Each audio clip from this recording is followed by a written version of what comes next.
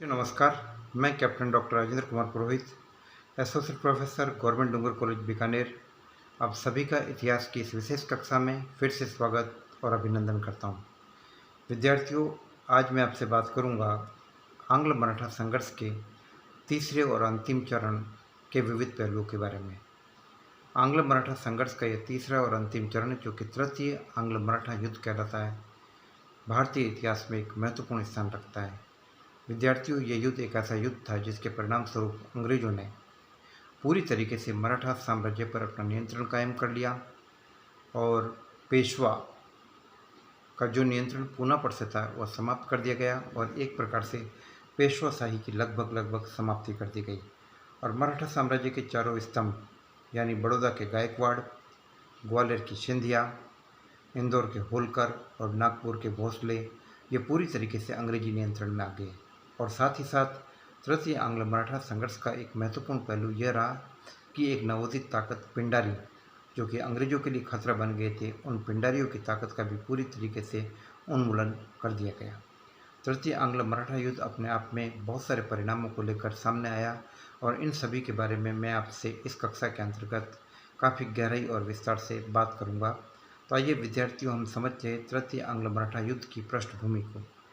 तो सबसे पहले विद्यार्थियों, हम ये देखते हैं कि द्वितीय आंग्ल मराठा युद्ध, जो कि साम्राज्यवादी गवर्नर जनरल रिचर्ड वेलेस्ली ने काफ़ी जोश खरोश और उत्साह के साथ चालू किया था और जिसमें हम ये देख रहे हैं कि किस प्रकार से सूर्य अर्जुन गांव की संधि के द्वारा सिंधिया को और देवगढ़ की संधि के द्वारा भोसले को अंग्रेजों के सामने सरेंडर होने के लिए, आत्मसमर्पण करने के लिए विवश कर दिया गया।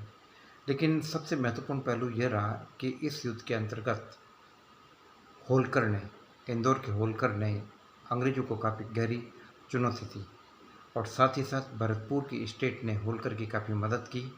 और विद्यार्थियों, हम देखते कि ये भरतपुर ही था जिसके कारण होलकर पूरी तरीके से अंग्रेजी नियंत्रण में आने में पूरी तरीके से बिल्कुल भी अंग्रेजी नियंत्रण में नहीं आया।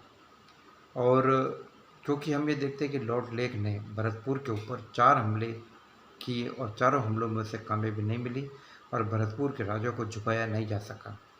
यदि लॉर्ड लेक समझदारी से काम लेता और उस वक्त अपनी एनर्जी होलकर को पकड़ने में लगा था, तो होलकर को भी नियंत्रण में लाया जा सकता था और भरतपुर को भी नियंत्रण में बाद में लाया जा सकता था। लेकिन ऐसा हुआ नहीं और होलकर अंग्रेजों के नियंत्रण में नहीं आया। इसके कारण काफ़ी भारी नुकसान उठाना पड़ा गवर्नर जनरल वेलेस्ली को और वेलेस्ली को वापस ब्रिटेन बुला लिया गया और उसे काफ़ी खरी खोटी सुनाई गई। और इसके बाद हम आगे जो स्थिति है उसको समझने की कोशिश करते हैं। वेलेस्ली के जाने के बाद लॉर्ड कॉर्नवालिस को एक बार पुनः भारत का गवर्नर जनरल बनाया जाता है। विद्यार्थियों, कॉर्नवालिस इससे पहले भी हिंदुस्तान आ चुका था और कॉर्नवालिस वो गवर्नर जनरल था जो हिंदुस्तान में स्थायी बंदोबस्त की प्रणाली को शुरू करने के लिए जाना जाता था।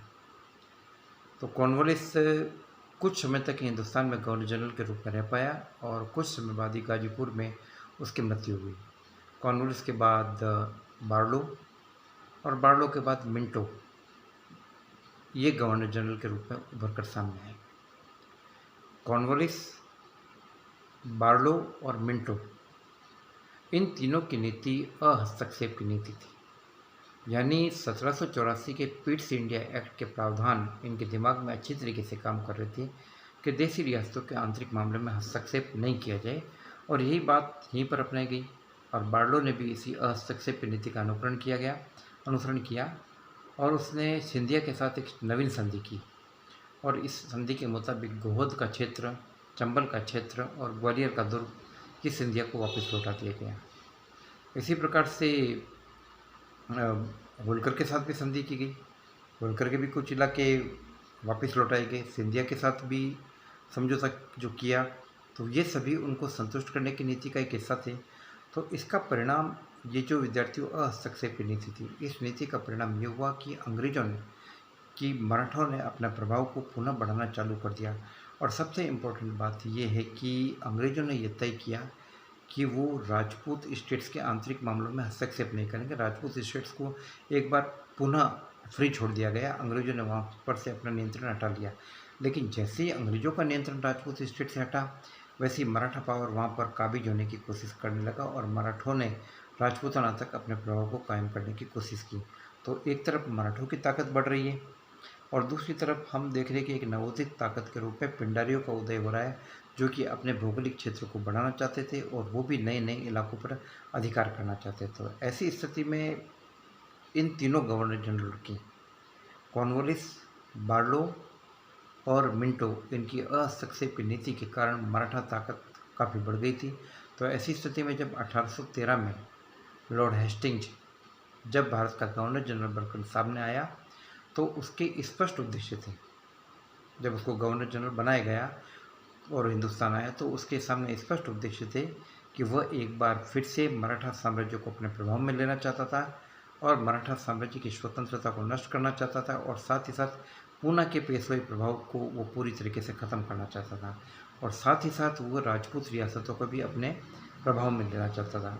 तो इसी मकसद से उसने काम किया और इसके लिए सबसे पहले उसने मराठा स्टेट से निपटने से पहले उसे सबसे पहले पिंडारियों से निपटने का निश्चय किया, क्योंकि उसे इस बात का भय था कि यदि मराठा स्टेट पर हमला कर दिया गया तो ऐसा नहीं हो कि पिंडारी उनकी मदद के लिए आ जाए।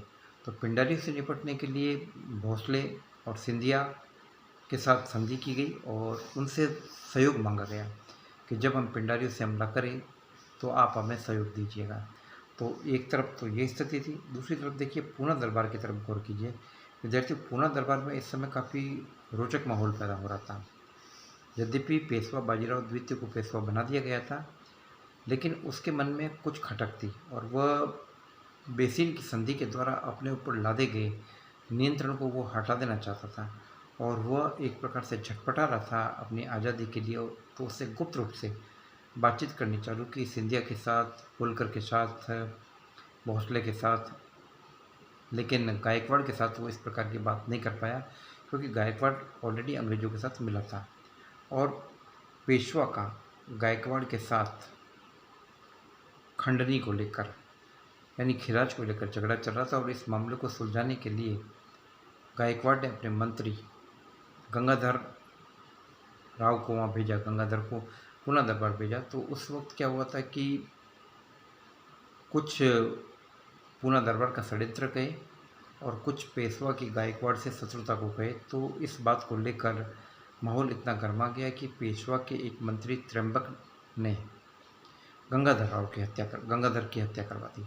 तो गंगाधर की हत्या करना एक ऐसा कदम था जिससे कि अंग्रेज नाराज हो गए और अंग्रेजी राजदूत एल्फिंस्टन उस वक्त पूना दरबार के अंदर था और चूंकि गायकवाड़ अंग्रेजों का मित्र था, इसलिए एल्फिंस्टन ने त्र्यंबक को पकड़कर पेशवा को कहा कि आप त्र्यंबक को पकड़कर अंग्रेजों के हवाले करेंगे और उसे कैद करेंगे।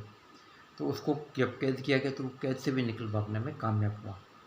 तो एल्फिंस्टन का यह मानना था कि कैद से त्र्यंबक को छुड़वाने और उसके भगवाने के पीछे पेशवा का बड़ा हाथ है। तो ये कुछ इस प्रकार के कारण बन रहे थे जो कि तृतीय आंग्ल मराठा युद्ध के लिए वातावरण तैयार कर रहे थे। तो विद्यार्थियों, हमने उन परिस्थितियों का मूल्यांकन किया, उन परिस्थितियों को जानने की कोशिश की जिसके तहत हम देख रहे कि तृतीय आंग्ल मराठा युद्ध संभव हुआ। विद्यार्थियों, तृतीय आंग्ल मराठा युद्ध भारतीय इतिहास का एक ऐसा अध्याय था जिसके परिणाम स्वरूप एक शक्तिशाली मराठा संघ का अंत होता है। वो मराठा संघ जिसकी स्थापना छत्रपति शिवाजी ने की थी, वह मराठा संघ जो कि अपने शक्तिशाली पेशवाओं बालाजी विश्वनाथ, पेशवा बाजीराव फर्स्ट जैसे शक्तिशाली पेशवा के नेतृत्व में जिस मराठा साम्राज्य ने अपनी नवीन बुलंदियों को छुआ, वह मराठा साम्राज्य तृतीय आंग्ल मराठा युद्ध के परिणाम स्वरूप एक प्रकार से छिन्न भिन्न हो गया।